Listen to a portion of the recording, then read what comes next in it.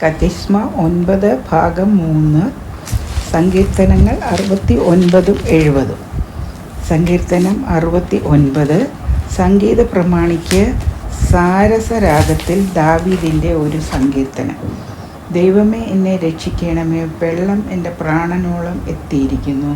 ഞാൻ നിലയില്ലാത്ത ആഴമുള്ള ചേറ്റിൽ താഴുന്നു, ആഴമുള്ള വെള്ളത്തിൽ ഞാൻ മുങ്ങിപ്പോകുന്നു. പ്രവാഹങ്ങൾ എന്നെ കവിഞ്ഞൊഴുകുന്നു. എൻ്റെ നിലവിളിയാൽ ഞാൻ തളർന്നിരിക്കുന്നു, എൻ്റെ തൊണ്ട ഉണങ്ങിയിരിക്കുന്നു. ഞാൻ എൻ്റെ ദൈവത്തെ പ്രതീക്ഷിച്ച് എൻ്റെ കണ്ണ് മങ്ങിപ്പോകുന്നു. കാരണം കൂടാതെ എന്നെ പകയ്ക്കുന്നവർ എൻ്റെ തലയിലെ രോമത്തിലും അധികമാകുന്നു. വൃഥാ എനിക്ക് ശത്രുക്കളായി എന്നെ സംഹരിപ്പാൻ ഭാവിക്കുന്നവർ പെരുകിയിരിക്കുന്നു. ഞാൻ കവർച്ച ചെയ്യാത്തത് തിരികെ കൊടുക്കേണ്ടി വരുന്നു. ദൈവമേ, നീ എൻ്റെ ഭോഷത്വം അറിയുന്നു. എൻ്റെ അകൃത്യങ്ങൾ നിനക്ക് മറവായിരിക്കുന്നില്ല.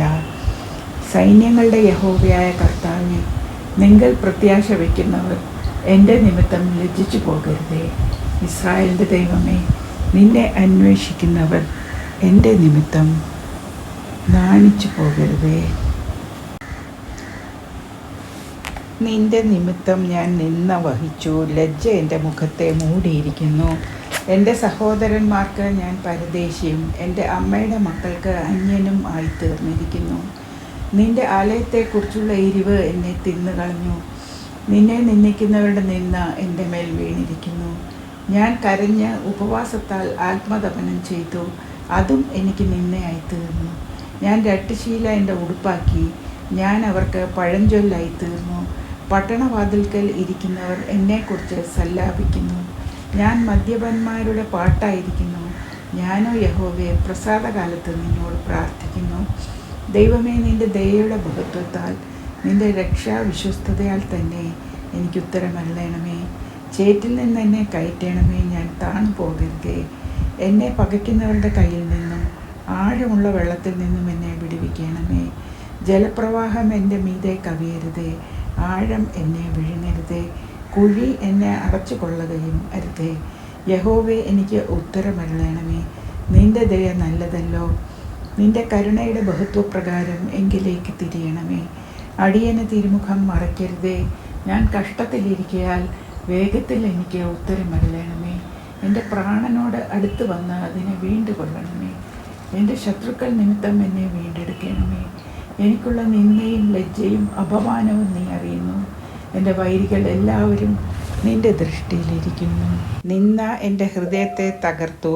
ഞാൻ ഏറ്റവും വിഷാദിച്ചിരിക്കുന്നു. വല്ലവനും സഹതാപം തോന്നുമോ എന്ന് ഞാൻ നോക്കിക്കൊണ്ടിരിക്കുന്നു. ആർക്കും തോന്നിയില്ല. ആശ്വസിപ്പിക്കുന്നവരുണ്ടോ എന്നും നോക്കിക്കൊണ്ടിരുന്നു. ആരെയും കണ്ടില്ല താനും. അവർ എനിക്ക് തിന്നുവാൻ കയ്പ് തന്നു.